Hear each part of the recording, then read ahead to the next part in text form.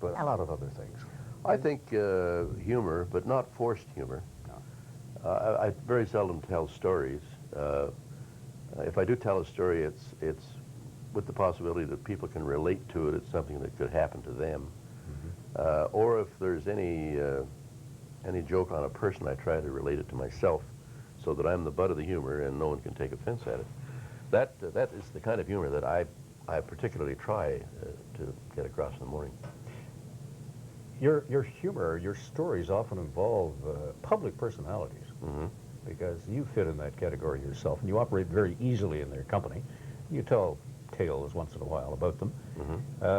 No offense taken by them? They like No, that I don't think so. Most of the acquaintances that I have made down through the years have been in a very relaxed atmosphere, either at a party or on a golf course, or in the old days when I used to curl. And so it's a very friendly relationship. And I don't think I tell any stories out of school that would be offensive to them. I was just going to come to golf. Yeah. That, after radio, has got to be a big love in your life. It has been all through the years. If there's anything that's kept me from blowing my stack and going off the deep end, it's golf, I guess, because I get away from the studios. You know, the pressures of commitments in time and so on, commercials and everything related to time, that you can get out in the golf course, and I don't have any time to worry about. I just relax, and it's been a real saving grace for me. Let's go back more than 4 decades. I would have to see you as someone well, before you were 20. You must have got into the business. Yeah. You come from Peterborough. Right. So you started in radio down there. It would be CHEX in those No, days. I started in radio as a youngster in England. I was with a show over there, and then I went in the Army show, underage, I might say, and I entertained with quite a few big names over there, Wayne and Schuster. Yeah, Wayne and Schuster were part of that. Yeah, and Bob Farnan, Farnan, Rex right. Doyle, a whole bunch of people who went on later to have their own shows. And then I went back to Peterborough after that. I was going to stay in England. I was offered a job over there with the BBC, and I had done a couple of bits in movies. But at that time, my feeling was to come back to Canada. I wanted some hamburgers and hot dogs and things instead of fish and chips. But basically, that was one thing I was missing, my home. So I came back to Canada, and I started at CHEX in Peterborough. Morning show? No, I didn't. I had the noon hour show. It was called the Home Folks Hour, and there's a joke about that we won't go into, but we had a lot of fun with that. It was a 2-hour show every day, and it was all requests, and I played everything from Wilf Carter to hymns to John McCormick, and everything, and worked there for a while, and then I had a fellow came through on a visit. Well, it was Elliot Lawrence, as a matter of fact, the band leader, and his father was Stanley Broza, and he was the program director of WCAU in Philadelphia. So he said, my father told me to keep an eye out for a morning guy, and he said, you're the kind of guy he's looking for. So I went down to WCAU in Philadelphia. I liked what I saw, and I was all set to make a move. I received another call from a station in Syracuse, WAGE, and one in Buffalo, and through all the mix-up, there was an audition at CFRB. When I say mix-up, when all these things were kind of hanging fire.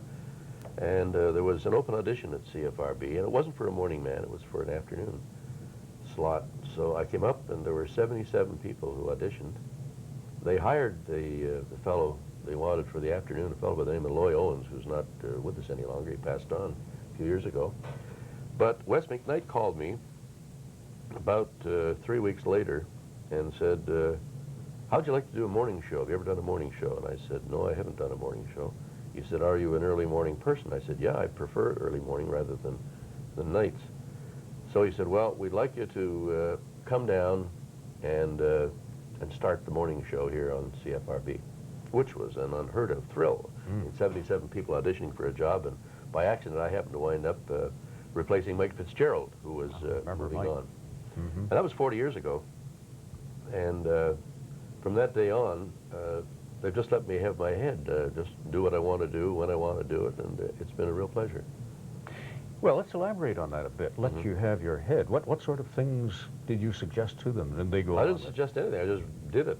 I walked in the morning and I talked about what I did the day before. I talked about the people I had met.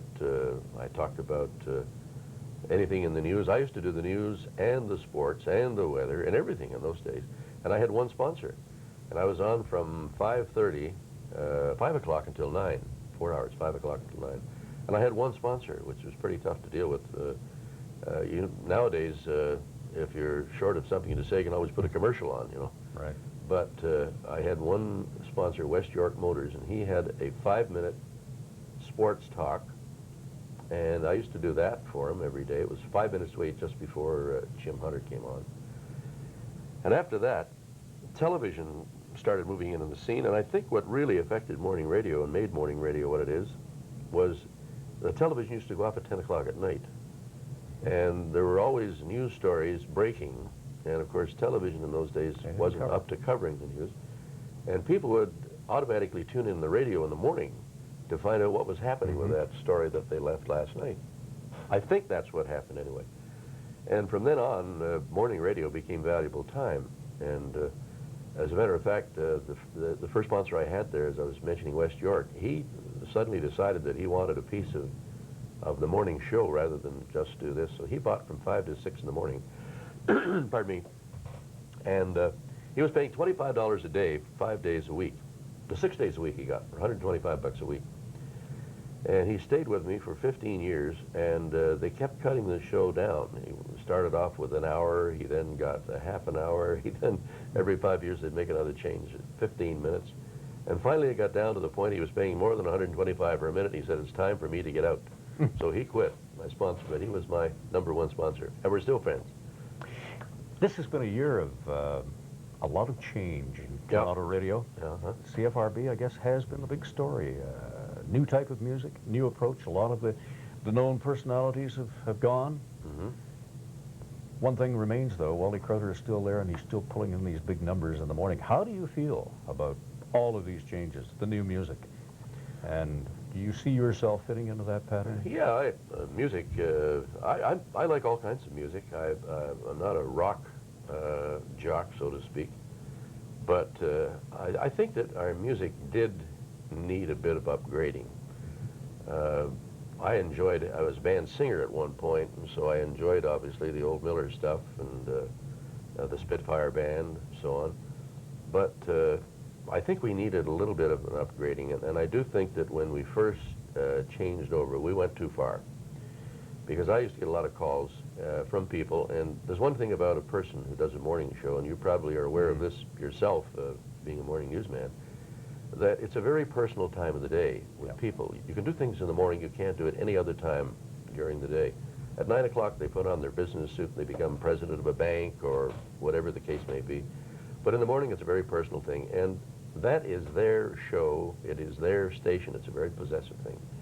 And the calls I was getting was, hey, that's not my kind of music. And we did cut back. I talked to management, and we cut back. And I think that the music, the blend we're playing right now, fits in with all of our listeners. We have a little contemporary. We have some of the very popular records of the day, and yet we're mixing them in with tunes from the 60s and 70s. And I really do think the blend is there, and people are accepting it. The numbers haven't dropped off all that much. I mean, it's not like it was when there were only 6 radio stations in town, but we've still managed to hold a fair size share of the market. And your future is with CFRB. You stayed there for a long time. You signed a contract not long ago. Yes, I did. I had 2 or 3 offers from stations in the city. I won't mention them, but I thought it all over and thought that at this stage in my life, I didn't really want to make a change. And when new management took over, I didn't know when they started making changes if they were going to rejuvenate the whole station. And naturally, there was I had a contract that would have paid me for another year or so. But I thought, well, maybe these guys are going to buy me off, and I'll just take a look around. So I started to listen to people. Before that, I had turned down offers at your station a long time ago. That was way back, because I liked CFRB. It was home to me, and I liked what was happening. I must admit that when the new ownership took over, we were all very apprehensive about what was going to happen. I saw names dropping, and but they assured me that they wanted to keep the morning show the way it was. And I was thinking of leaving town, going to an American market where I had an offer, and decided why would I move at this point after having all this experience and so many friends. And I think that the city of Toronto is the greatest place in the world. I love traveling, but Toronto to me has to be the greatest city in the world. And one of the reasons Toronto is a great city, I have to say, is because Wally Crouter is there every morning on CFRB and will be for some years to come. And that's good news for radio. Wally Crouter, our guest this week on this reminiscence about radio and marking my 40th anniversary in the business. Thanks for being with us. We'll see you next week.